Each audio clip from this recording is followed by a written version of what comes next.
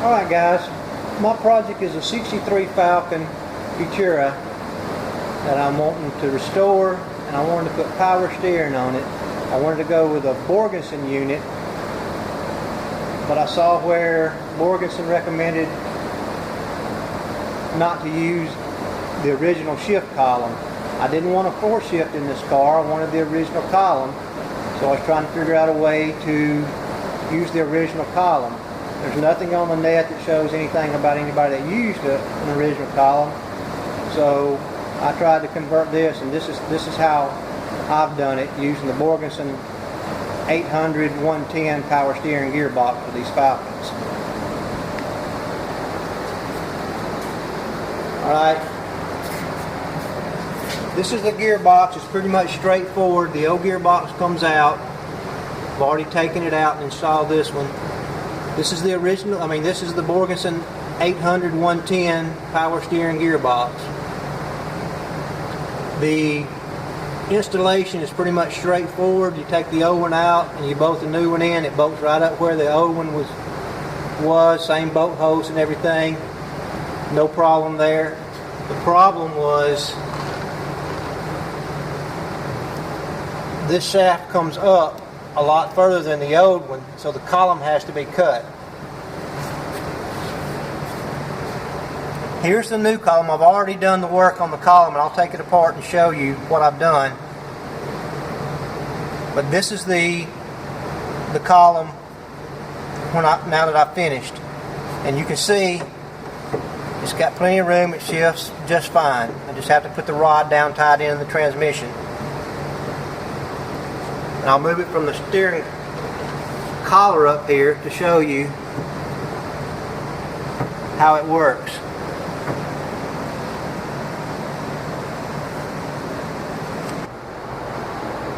Alright, this is the steering wheel and the column from the inside of the car.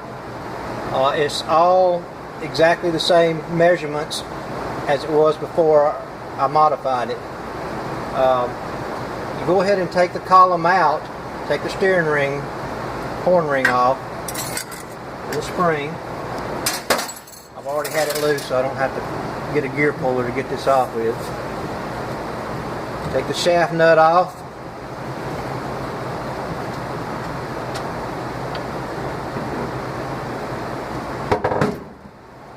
Remove the steering wheel,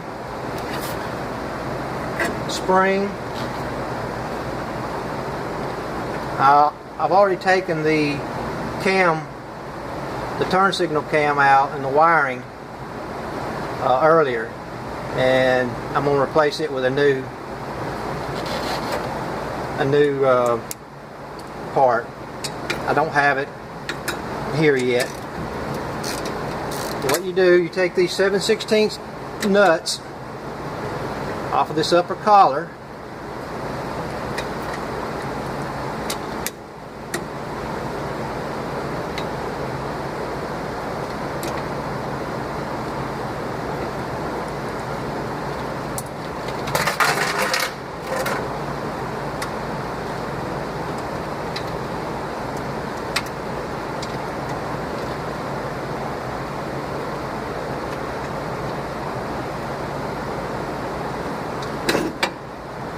Remove the upper collar.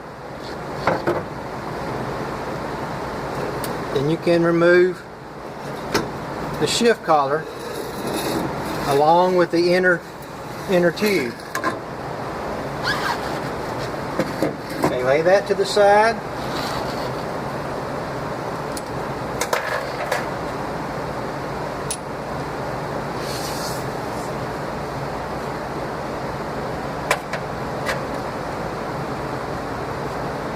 Alright, with a 1/2-inch socket, remove the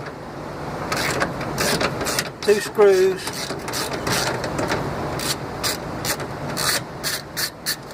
holding this bracket column on.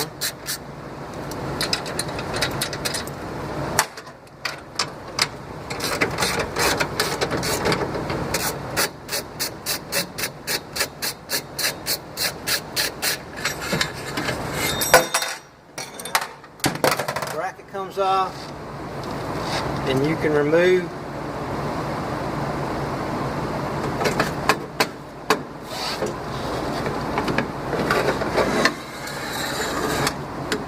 column.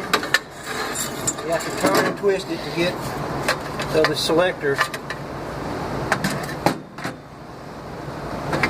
Get it through the firewall hole. Now we'll go take the steering shaft coupling loose from the gearbox shaft. Alright, as you can see, I've got two set screws, or you can see one anyway. I've got set screws in through the coupling. Loosen that one.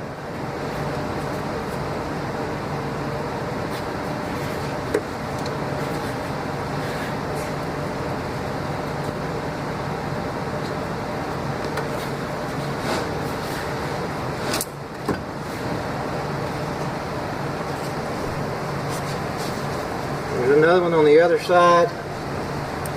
There it is.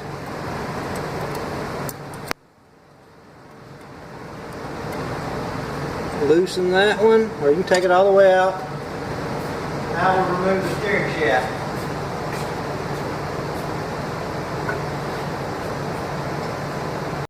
Alright guys, I've got the shaft out, but I'm going to put it back in for measurement purposes. Show you what I measured to and why I came up with the measurements I did. So I'm going to stick the shaft back on here. I measured from the top of where the shaft goes, where it's rounded out on the dash right here. I measured from the top part of that out to the end of the shaft on my old steering column, and it came out to 10¼ inches to the end of the shaft from the bottom of the dash right here, the top part of the semicircle. Then I measured that off. Then I measured from the new Borgeson unit to the top of the semicircle of the dash, and it measures 20 inches. So 20 inches from the Borgeson shaft to the dash, and then another 10¼ makes it 30¼ So that's what I cut my shaft, 30¼ Alright, we're back over here at the bench. I've disassembled the column and laid everything out. I don't know if I said it before, but this is for an automatic transmission. It had the automatic Cruise-O-Matic in there, 2-speed Cruise-O-Matic. I wanted to keep the original look with the original column shifter and try to keep the cost down too. So that's why I'm trying to figure out a way to use the original shift column. Here's the original gearbox, came out of the car. You can see I've cut the shaft off of it already. I think we said that was 30¼ inches. These are just the parts that came off. The seals that go on the column.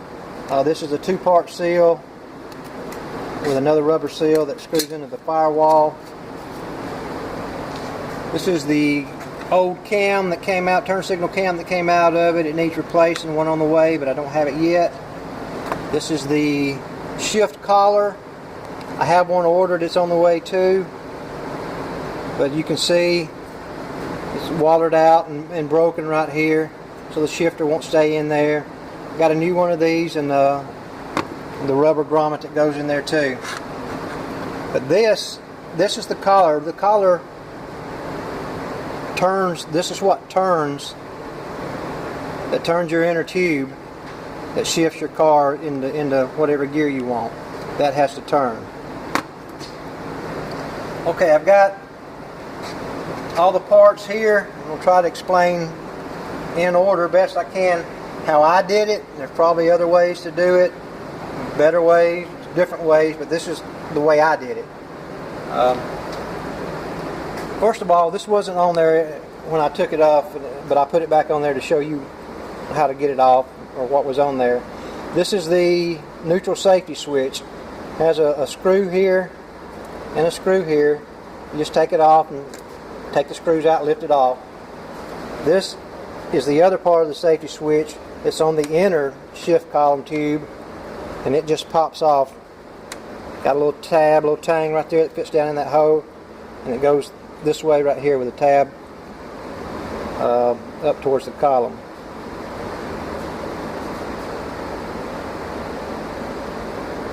Alright, we'll move on to the steering shaft itself. I'll explain what I did to this. First thing, I didn't use a rag joint. I used Borgeson coupler 312-500, 11/16 by 36 spline times 3/4 bore. It cost about 20 bucks. I got it from Summit. Got it here in about a day. So that's what this is right here. This coupling comes,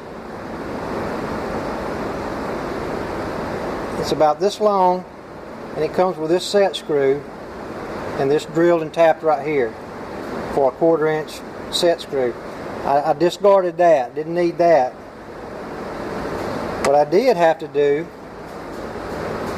was come back 5/8 of an inch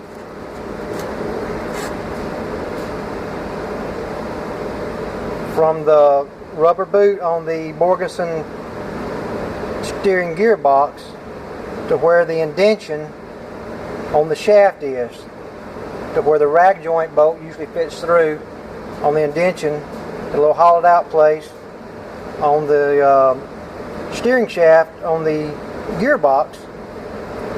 What I did, I came back and drilled a 5/8 inch, come back 5/8 inches from the end, drilled a 1/4 inch 20 count thread and tapped it on each side opposite each other.